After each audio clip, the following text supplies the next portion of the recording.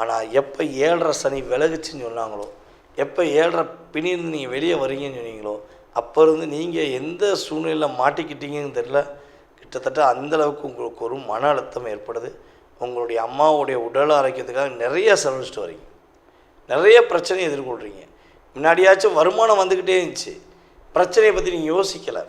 இருக்கட்டும், அதுக்காட்டு ஓரமாக இருக்கட்டும், அது ஒரு சட்டை தானே, கழட்டி போட்டுக்கிறோம் அப்படிங்கிற மாதிரி தான் உங்களுடைய பிரச்சனைகளுக்கு அதிக இன்வால்மெண்ட் கொடுக்காம உங்களுடைய வெற்றிக்கான செயல்பாடுக்கு நீங்கள் அதிக இன்வால்மெண்ட் கொடுத்தீங்கிறது கிரக ரீதியான உண்மை. அப்போ இந்த அழுத்தம், போராட்டம், பிரச்சனையிலேருந்து வெளியே வருவதற்கான பாக்கியம் உண்டா அப்படின்னா உறுதியாக உண்டு. கடன் சுமையிலேருந்து வெளியே வருவதற்கான பாக்கியம் உண்டு. பொருளாதார ரீதியான முன்னேற்றங்களை சந்திப்பதற்கான பாக்கியம் உண்டு. கிட்டத்தட்ட மகர ராசியில் உத்திராட நட்சத்திரக்காரர்கள் பல நபர்கள் வேலையை விட்டு நின்றுட்டீங்க, வேலை தேடிக்கிட்டு இருக்கீங்க.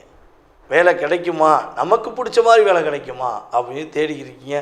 உங்களுடைய மனதுக்கு பிடித்த மாதிரி ஒரு வேலை அமைவதற்கான சூழ்நிலைகள் கோச்சார கிரகங்கள் கொடுக்க தயாராக இருக்கின்றன. நம்மளுடைய மகர ராசி என்பர்கள் முடிஞ்சளவு நல்லா செக் பண்ணிக்கோங்க. உங்களை விட வயது குறைந்தவர்கள் அல்லது அதாவது என்ன சொன்னால் உங்கள் ஊரில் உள்ள அநாத ஆசிரம குழந்தைகள், முதியவர்கள், ஊனமுற்றவர்களுக்கு உங்களால் முடிஞ்சளவு ஒரு வாரத்தில் ஒரு கிழமையை செலக்ட் பண்ணிக்கோங்க. மேக்ஸிமம் சனிக்கிழமையே செலக்ட் பண்ணிக்கோங்களேன்.